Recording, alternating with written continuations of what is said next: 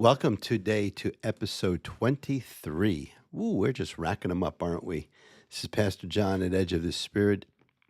Thank you for joining us today. We appreciate all of the likes and the shares that you all have been doing on YouTube and Instagram. Continue to do that. Continue to visit our website and support our ministry. We appreciate that so very much. I can't tell you how much I appreciate that. And you're doing your part by watching and sharing and supporting and enjoying, really, the series that we're in right now, which is interviewing people who actually have a kingdom mindset. And what I mean is that they apply their faith to their everyday life in business. So you're going to be hearing today on episode 23 an interview with Joe Starr.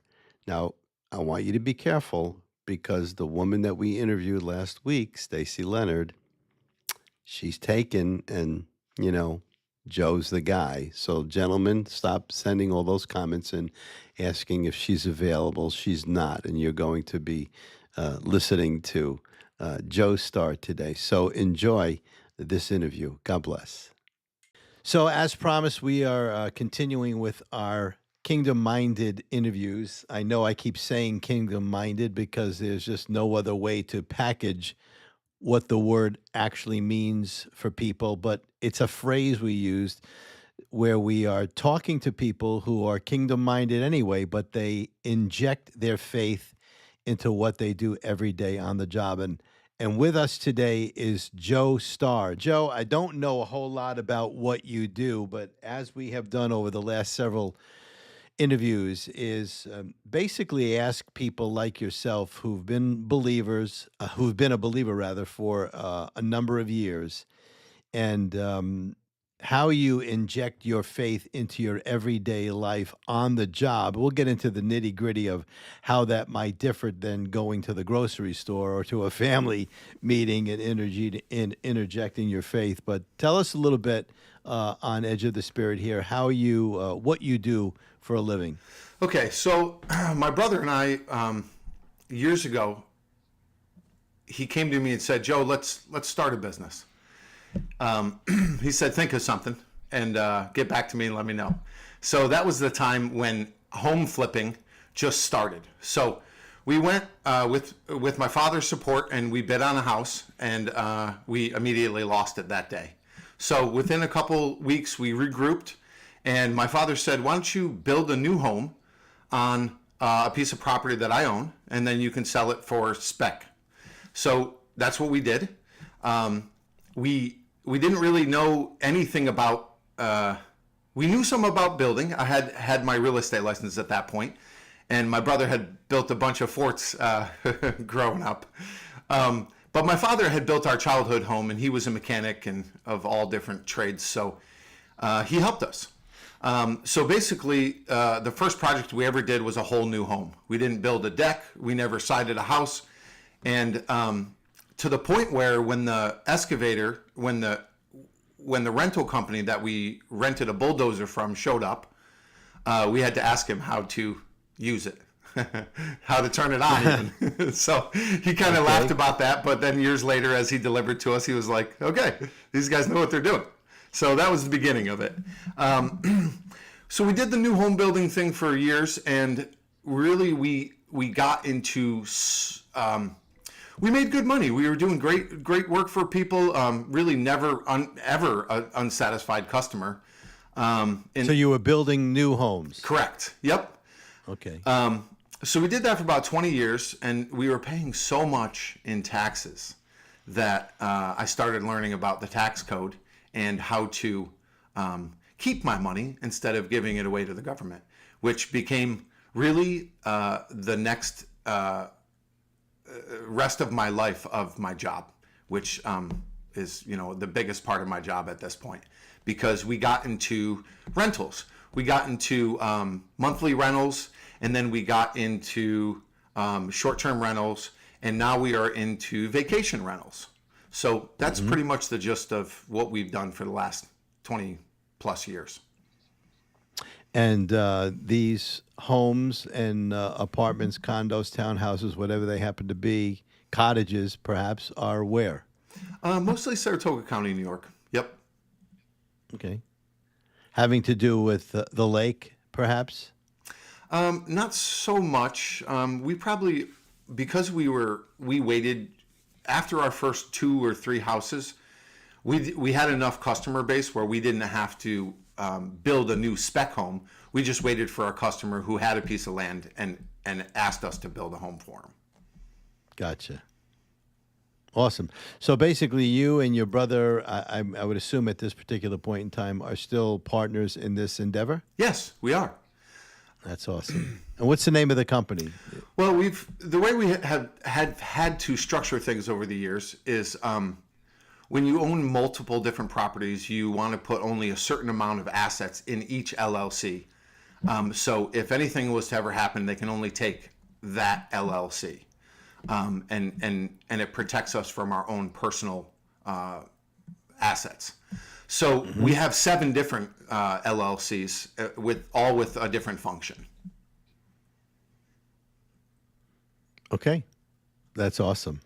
That's sounds like something that is in the future for one of my sons. So we'll talk privately about how to help my young son get started. He's in North Carolina. But in any event, so you deal with customers on a regular basis of a variety of stripes. They're either renters or they're vacation renters or they're clients that purchased a house from you. Correct. So the functional question here is this: how do you find opportunities to represent your relationship with Jesus to people? And maybe if you can just give us an example of something that occurred where you were able to do it so naturally and so easily that it looked like it was part of the job that you were doing. Okay, so I can give you a story. This is a perfect example. Well, first of all, it starts with always telling people the truth.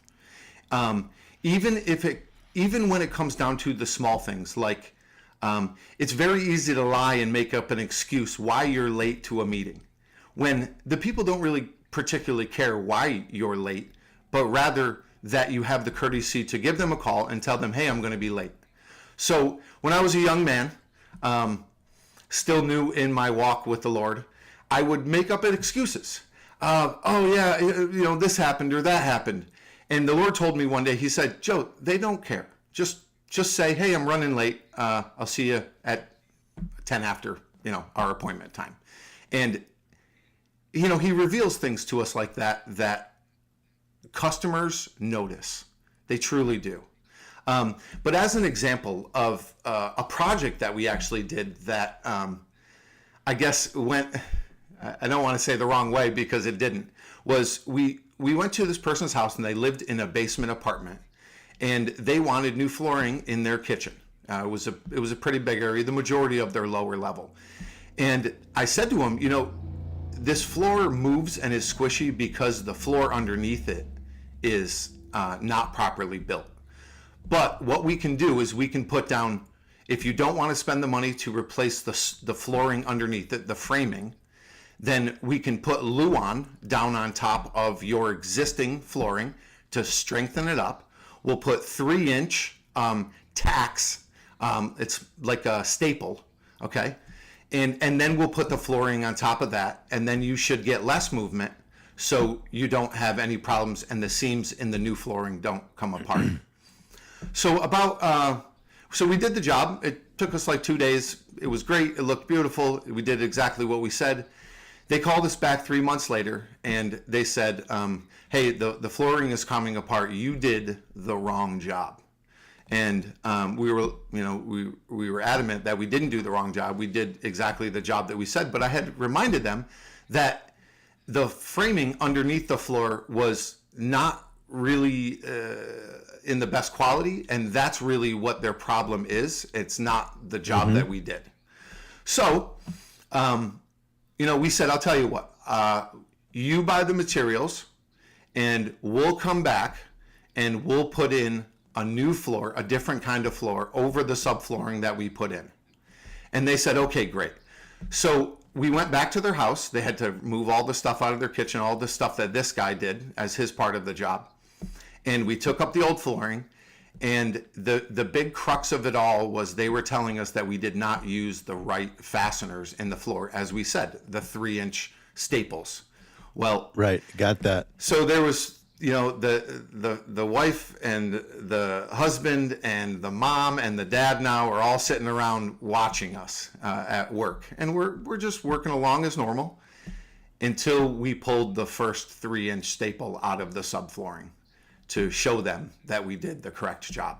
And then very quickly, the father and the mother disappeared, and the wife and husband knew that we did the right job. So we did it with gladness, and we put the floor back in, and they knew they were wrong. They didn't admit they were wrong, and we didn't call them on the carpet that they were wrong, because it was clearly evident that what they did was what we did was correct, and they were wrong in really even calling us back to make us put in a new floor. But we did it with joy, as we often work unto the Lord, even in difficult things. It's not the man we're working for, it's the Lord. And when you're working for the Lord, it makes things a lot easier than working for the man. Yeah. That's true. So both you and your brother have been believers for a length of time, and you both share the same outlook on your work. Absolutely. That's good. Yeah, we realized a long time ago that as soon as we finish a job, which we were the guys who showed up with all of our tools, didn't leave for 2-hour lunches, worked from Monday through Friday, 7:30 to 3:30. Everybody knew what to expect from us. And we did over and beyond the right job. We would almost always throw something in for free, or a few things. And we did such a perfect job because we knew that the second we got a call back, it's going to cost us a minimum of $500, even if it's just to go and tighten down a loose toilet that we just put in. And because of that, we didn't get calls back, and our reputation grew more and more and more, and people knew. Moving on to a different topic, I got a lot of criticism from a bunch of people, some mentors and stuff, at the time, 20 years ago, because at the bottom of my email, I put Hebrews 3:4 that says every house has a builder, but the builder of all things is the Lord. And it didn't matter who got an email from me, whether it was the salesman at the lumber company or a customer who wanted an estimate but didn't end up hiring us, or an insurance adjuster, or a building inspector, or many number of people that we reached out to. It was always via my email, and they seen that on our email, which gave a statement towards us that, we're not the ones in charge, basically. I see. I gotcha. You were letting them know that you belong to someone else. And, it's interesting that you say that, because one of the conversations I had with a different entrepreneur was that someone who owned a salon, and when she said, when you come into my store or the shop, you don't really know that you're in a shop that's owned by a Christian. We don't have slogans on the wall. We don't have crosses on the wall, and things such as that nature. Whereas some people maybe go a different route. They put an email with a moniker on it, like yours, or on the truck that they drive around, they'll put a cross or a verse from the Bible on the side of the truck, or maybe they'll just put the fish symbol. But really, what really comes through isn't so much those things when you're dealing with people, it's your heart Yep. and your relationship with the Lord. And this question always gets asked because, in business, the bottom line is not to make converts as much as it is the bottom line, which is to make money. Correct. When you're in business. Yep. You have to make money to, pay your taxes, which we're all trying to lessen that burden. Pay your expenses, keep yourself going.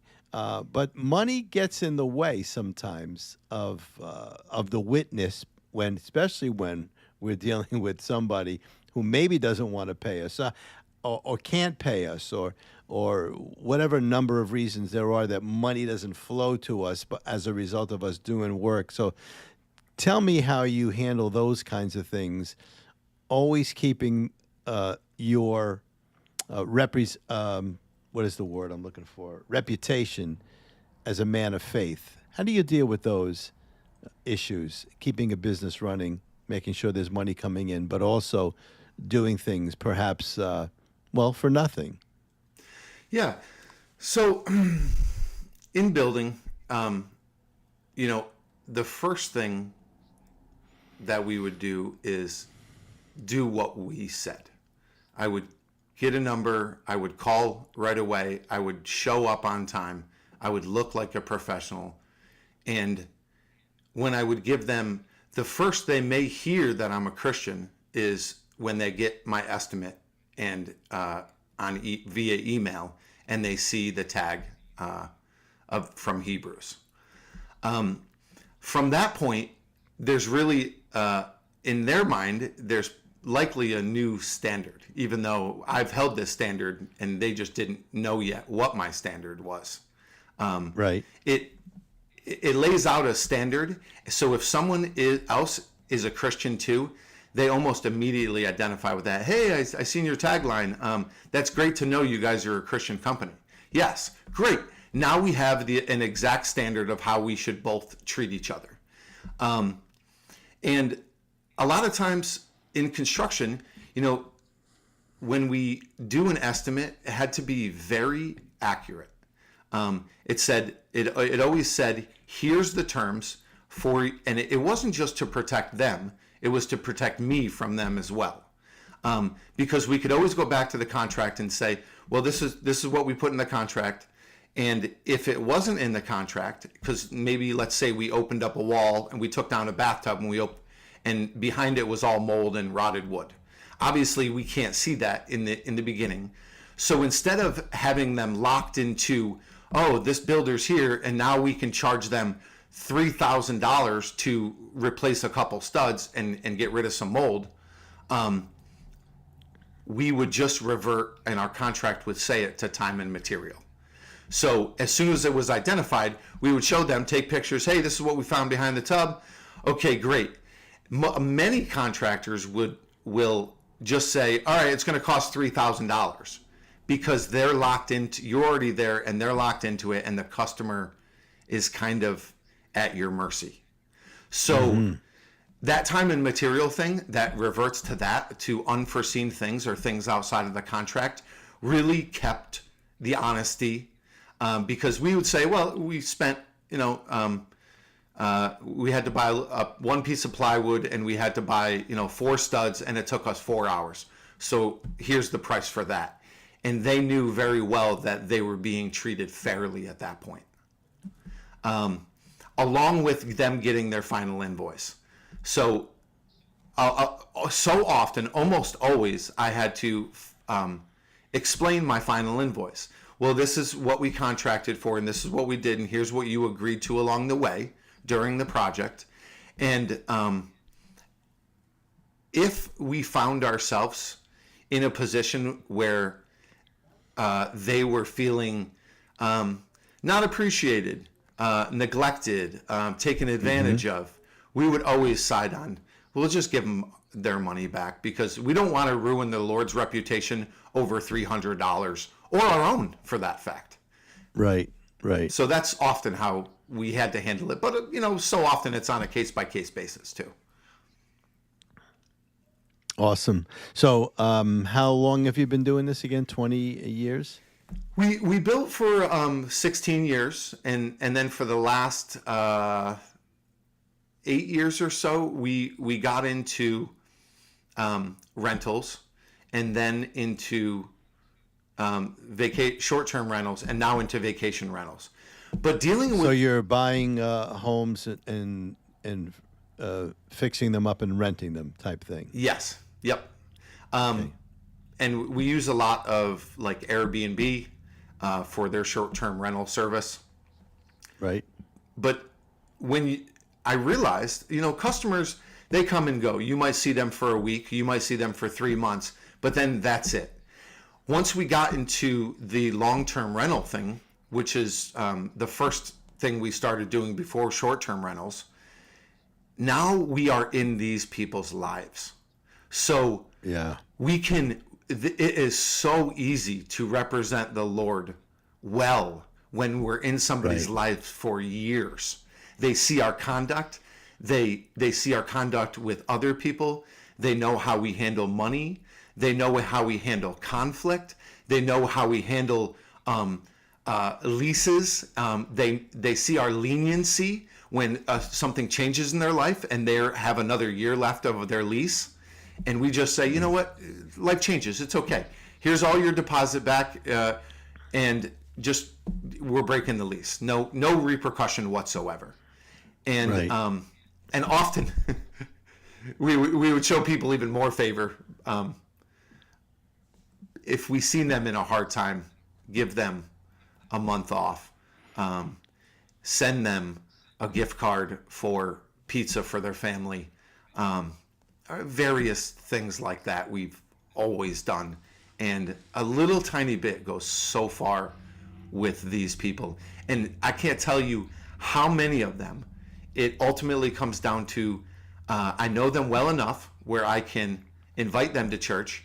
And I would say 80% of the people that I invite, they come.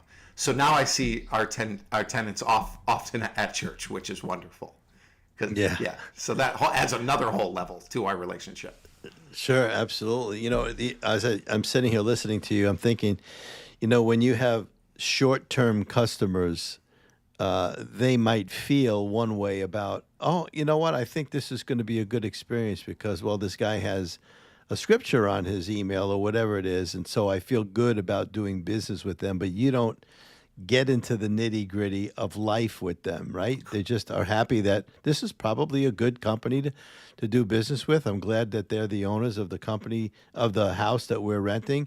But it's the other people where you really display the salt and the light that are in your lives, or in your life rather, repeatedly. And that's where you really get to reflect God. So that's a pretty good track record to say 80% of the people that you invite come to church, and then they get to see a different side of you as well. So, having stated that, what is it that you do? Because I know that you're very involved in the church and you're a confidant, in a way, of the pastor there. Tell us about the church experience that you have. So I grew up second generation Christian. Pastor Duke, which I'm sure you know, knocked on my parents' door in 1978 before I was even born. And my dad thought, well, I'm having a kid, so I better figure out what to tell him about God. So we started going to church. And then, so being a second generation Christian, we were raised under the leadership of Pastor Duke. And then in 2013, we asked him to become a business partner of ours. And for the last 12 years, he has been, which has gone really well. I think he gave me the best compliment anyone ever gave me in business, because we were sitting out for lunch one day, just having our regular meeting when he came into town. And he said, Joey, he calls me Joey, which many people don't. I gave you my life savings 10 years ago. I had $700,000, and that was tough. He goes, but I'm pretty happy now because I'm a millionaire. So I was like, oh, okay. Wonderful. That's awesome. That's awesome. So you had your financial backing from your pastor. Well, that's pretty amazing. Yeah. Yep. That's awesome. That's pretty unique. Yeah, I haven't heard situations like that. So many things can go south in that regard.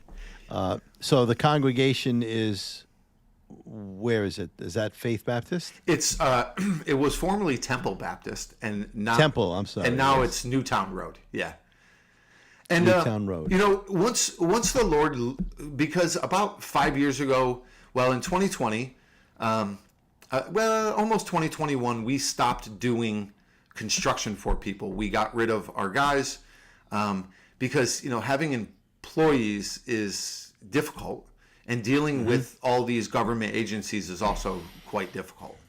So we got out of the building, and let's say the belt loosened on our lives, because we now made less money, but we wanted to spend the time with our kids while they were still young, and really disciple them into being, you know, successful adults and worshipers of Jesus like us, kingdom-minded people. Right.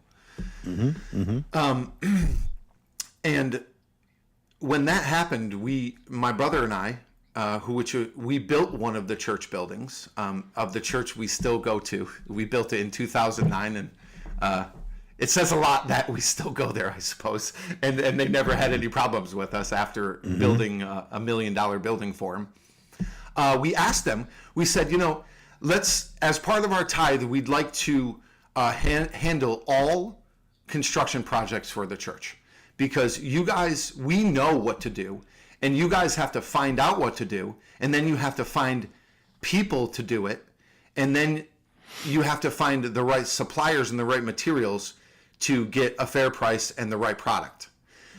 So we asked them, we said, you know, we would like to step into that role. And now they call us for everything, whether it's something as simple as, hey, we want to seal coat the church parking lot, to we want to do a whole refresh project in our building, which we recently did, and we were able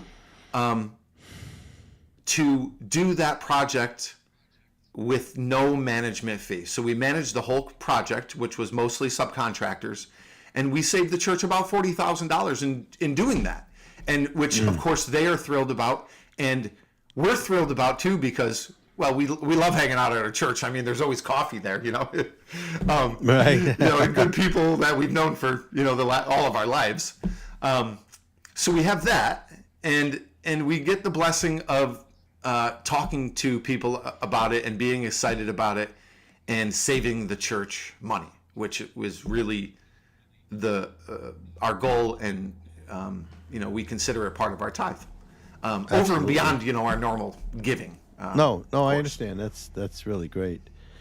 Sounds like you got a good plan going there, and he's certainly blessed to have you at this. When did they change the name of the church? Pastor Duke retired about 8 or 10 years ago and moved to South Carolina, and Pastor Matt Eachus, who I met when I was probably 20 at our church, he came on as an intern and then a youth pastor. He's now the lead pastor. And around the time of the transition between the founding pastor and our pastor now, they changed the name. Yep. I see. And what is your role there, I would say, on any given Sunday or midweek service? Like when people walk in and they say, oh, there's Joe, or Deacon Joe, Minister Joe, Reverend Joe, or just Joe, or Joey. Yeah. What is it that you, yeah, right? 'Cause he calls you Joey. I'm sorry, somebody else tries to call you Joey. So, well, now that's reserved for Pastor Duke. Right. But how do you minister there? What is your role, if we can call it that? It's changed so many times over the years. Currently, last weekend we served for Justice for Orphans. I used my truck and my skills to put together a crib and to deliver it and to speak the gospel into someone's life and show them the favor of the Lord and let them know exactly why we are doing this. So that was, that's a thing that we do once a month. Another thing that I do is serve on the security ministry, which is also kind of a greeting ministry in a sense too, because you're out in front of the people all the time. But I've been in roles for about 5 or 6 years. I taught the elementary children. Who knows? I've cleaned the church. I have shown up. We show up often for work days, and I have I have an excavator and a skid steer, something that the church doesn't have, and we're able to bring that and get so much more accomplished by doing those kind of things. But I've been on the coffee ministry, and I just so many things. The church is our life. It always has been.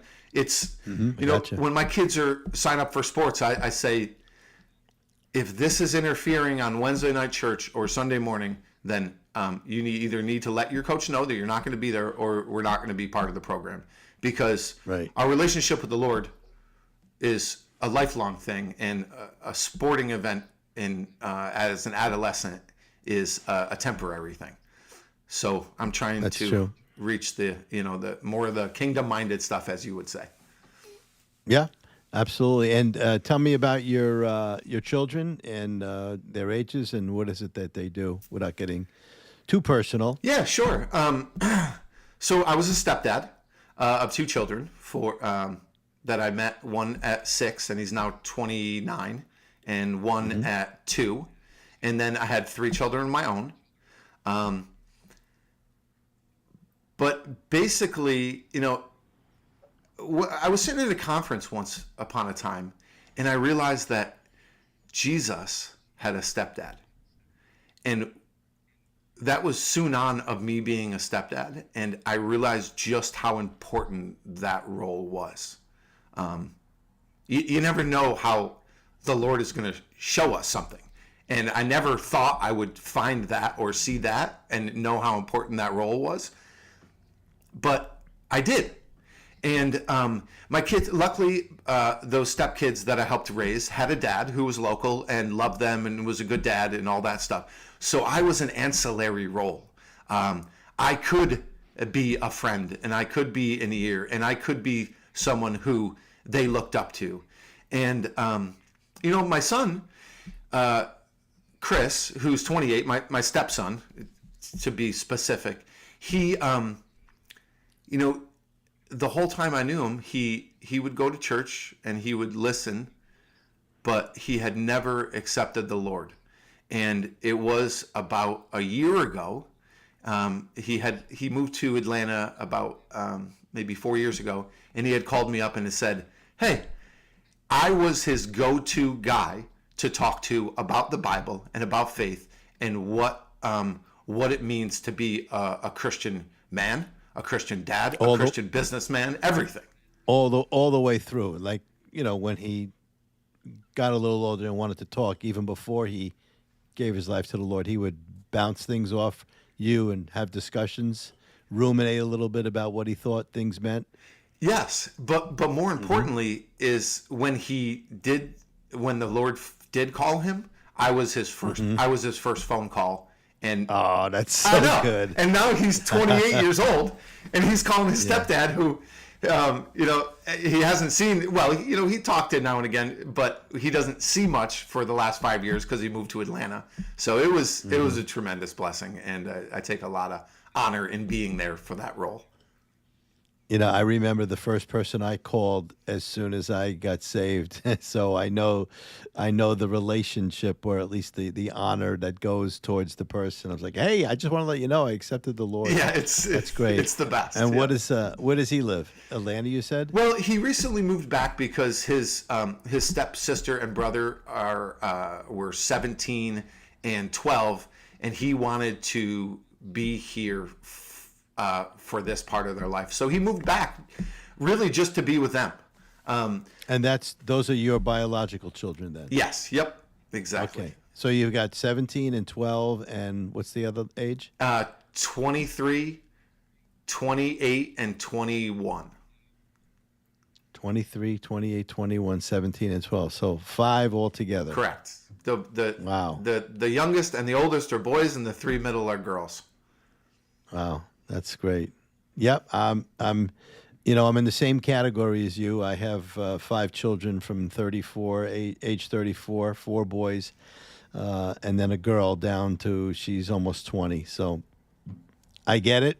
It's fun. It is fun. I know what it means. It is. It's an amazing life when God puts that responsibility into you as a dad to speak life into your children, to usher them through the difficult times of their life, and then to be there when they receive Christ. Because let's face it, they don't always get it from the beginning. They may go through the motions. Absolutely.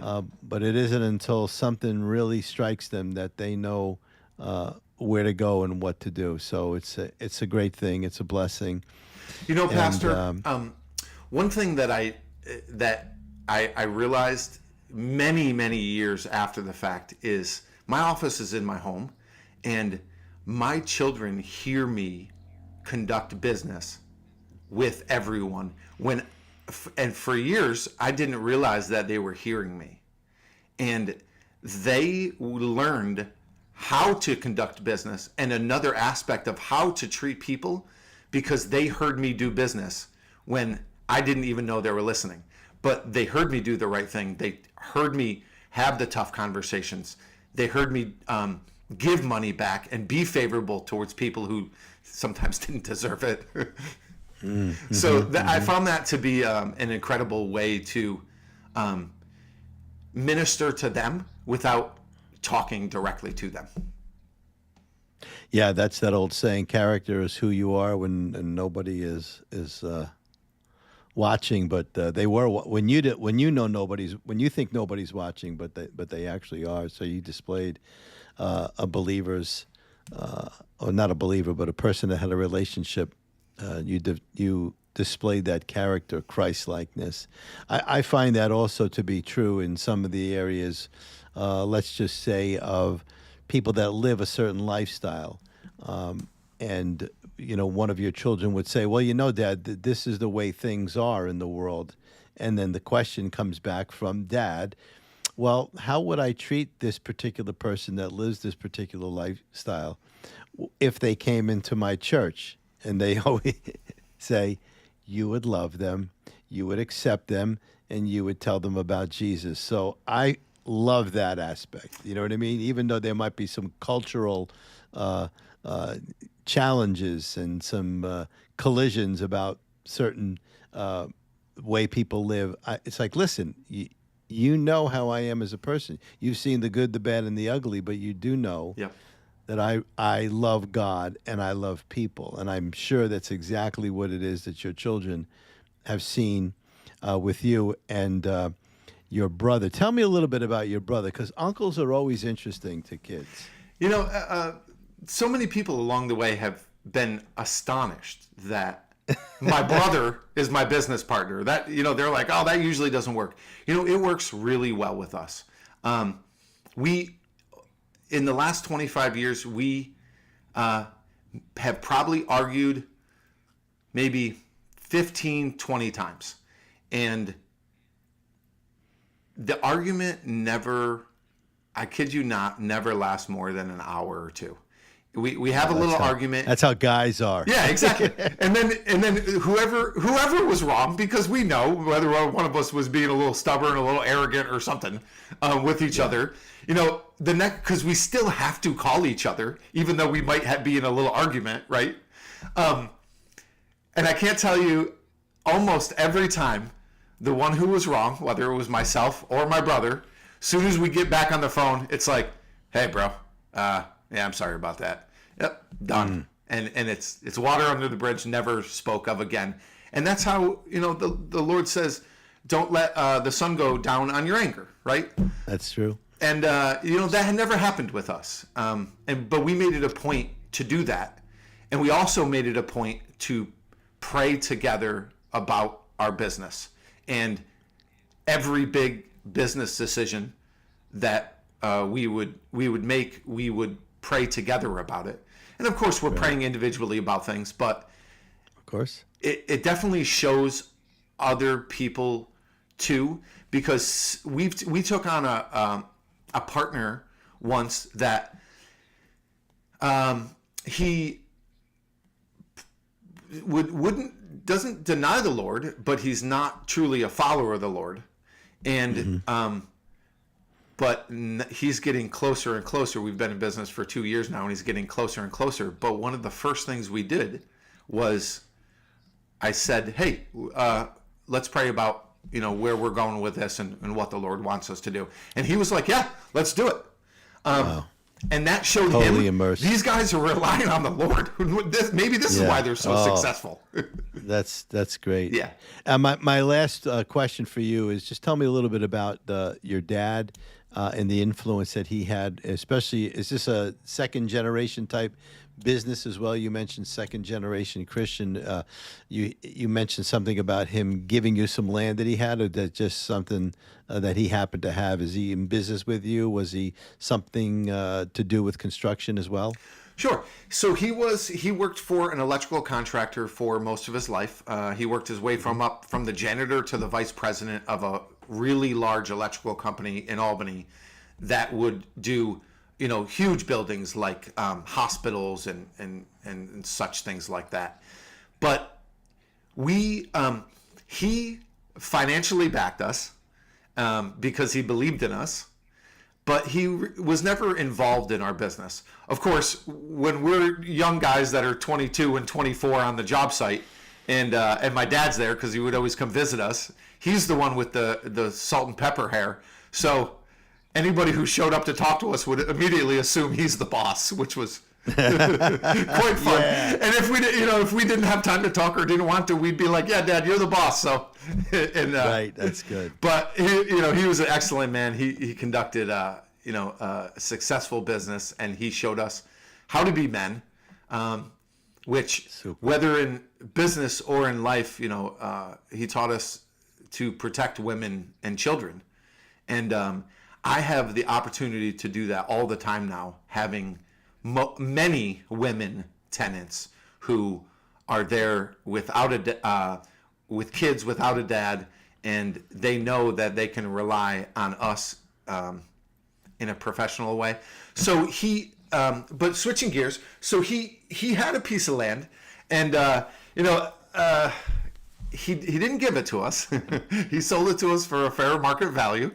And he let us, I think one time I had a $500,000 borrowed from him, which that Christmas was a little weird, but within a couple of years, we were paid back with interest.